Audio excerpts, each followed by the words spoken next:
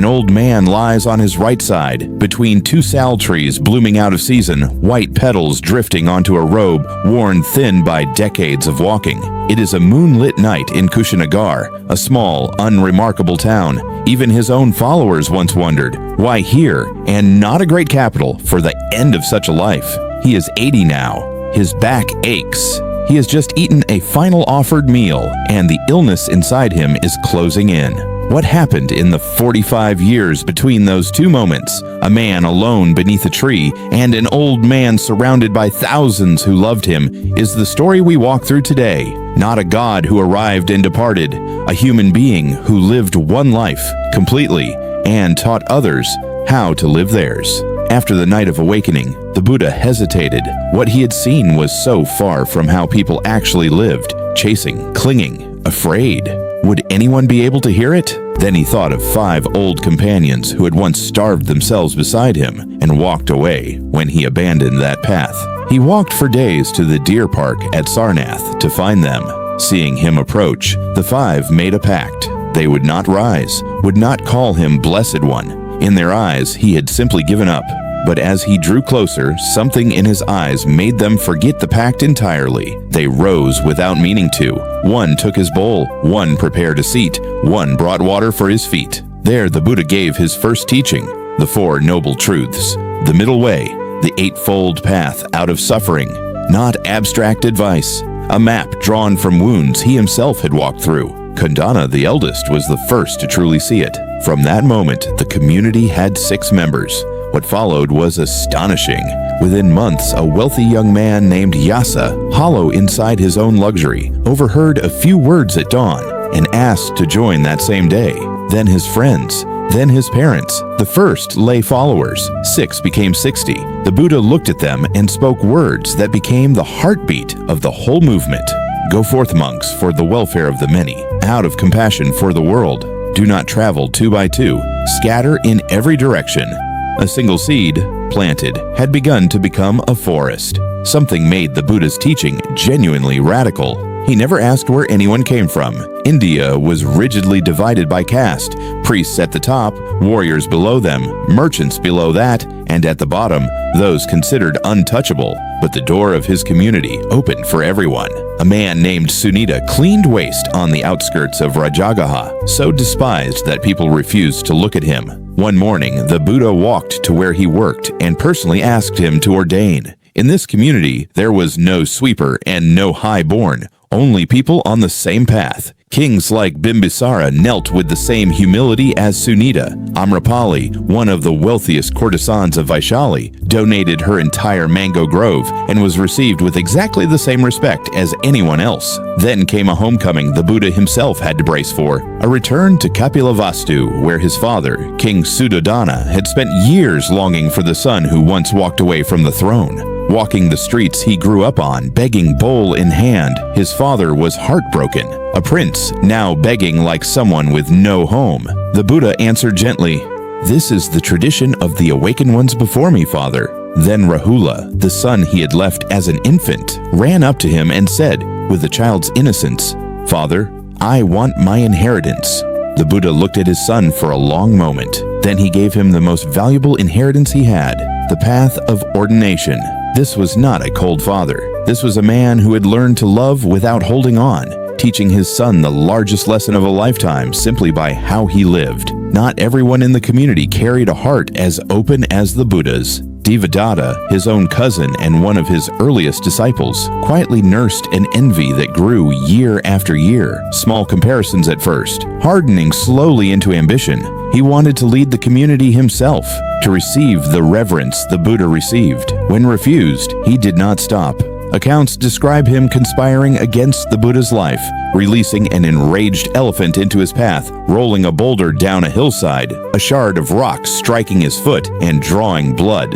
Worse, he tried to split the community, recruiting young monks and pushing them toward harsher rules, planting the idea that the middle way was too soft. This was the moment everything the Buddha had ever taught, not self-dependent origination, the absence of a fixed self that needs defending, was tested against real life, no longer theory inside a teaching. Betrayed to the point of attempted murder by his own cousin, someone who grew up beside him, For almost anyone, this would be the deepest wound of all. But the Buddha never let that pain curdle into hatred. He did not punish Devadatta, and did not avoid him either.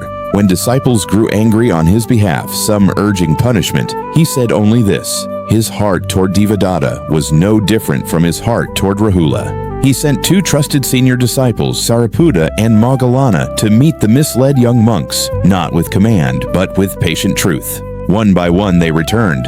Later, when Devadatta lay dying, something in him finally broke open.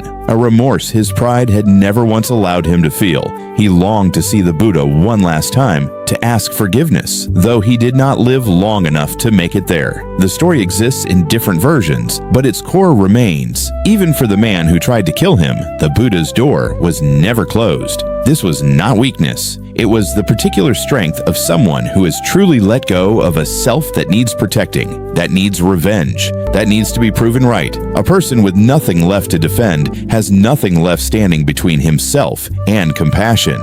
Throughout all 45 years, one name appears beside the Buddha more than any other: Ananda, his cousin, and for the final 25 years, his personal attendant, carrying his robe and bowl, keeping track of the hours, and, most importantly, remembering nearly everything he ever said.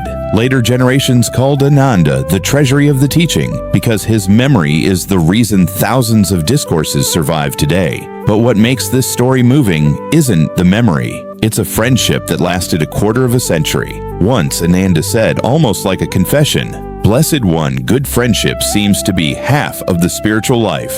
The Buddha corrected him gently, "Not half, Ananda. It is the whole of the spiritual life.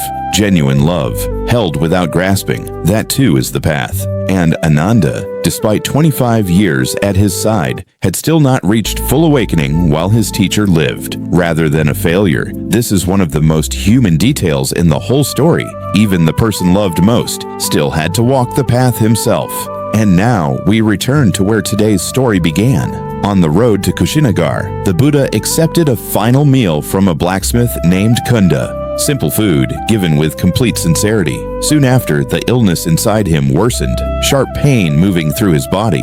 Knowing Kunda might spend his life tormented by guilt, the Buddha, even in pain, instructed Ananda to make sure Kunda understood. This was one of the 2 most precious offerings of his entire life, equal to the meal eaten the night before his awakening. Not the smallest trace of guilt should remain in the man's heart. Even in the sharpest pain his body would ever know, his first thought was for someone else, a village blacksmith he may have met only once. That night, between 2 sal trees, out-of-season blossoms drifting down like a soft, ill-timed rain, the Buddha lay on his right side, head facing north, in what would come to be called the lion's posture. His disciples sat around him in heavy, unbroken silence. Ananda could not hold it in. He stepped aside, leaned against a doorway, and wept, grieving that he had not yet completed his own path, and that the friend who had walked beside him for a quarter century was about to be gone.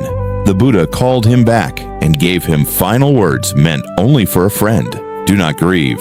Do not blame yourself. Everything that arises must pass away, even the Tathagata, even what we love most. He reminded Ananda of everything he had done across the years, the devotion that never once wavered, and told him the path ahead was no longer far. Then he spoke as someone passing on a final key.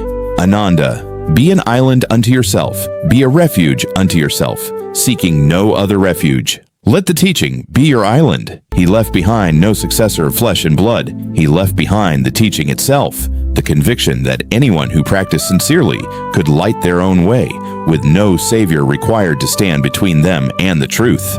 That same night, an old wandering ascetic named Subhata hurried to see him, carrying a question that had weighed on him for years. Ananda tried to turn him away, afraid of disturbing the teacher in his weakest hour. But the Buddha, faint as he was, heard the exchange and said, "Let him come in, Ananda." He spent nearly his last breaths answering, in full, a stranger, hungry for truth. Subhata asked to be ordained on the spot. the last disciple the Buddha personally accepted. Turning to the community gathered around him, he asked once more, if anyone still held any doubt, let them ask now, so no one would carry an unspoken question. No one spoke. Everything that needed to be taught, he had taught completely across 45 years. His final words drifted quietly through the night. All conditioned things are impermanent. Strive on with diligence. Then the Buddha closed his eyes, moving through the levels of meditative absorption, deeper and deeper, and finally, quietly, passed into final nirvana, among falling sal blossoms in the dark, among the soft, restrained weeping of those who remained. It is easy to lose sight of something when we look at a story that took place over 2,500 years ago. It becomes a legend, distant, belonging to another age. But looking closely at the whole journey across these 10 episodes, from a restless young prince inside silk and privilege, to a seeker who nearly lost himself to starvation, to an 80-year-old teacher spending his final breaths answering a stranger, what we find is not the story of a distant god. It is the story of a human being who felt pain, who grew tired, who loved his son, who forgave the man who tried to kill him, who feared losing his closest friend, and who lived one entire life, completely, leaving behind not a temple, but a path that anyone, anywhere, can walk for themselves. That light, the Buddha said, did not go out with him. It is only waiting to be picked up. Thank you for walking this entire journey with Lotus Heart Awakening. And next time, we'll look together at what that light can illuminate in the ordinary, everyday days of our own lives.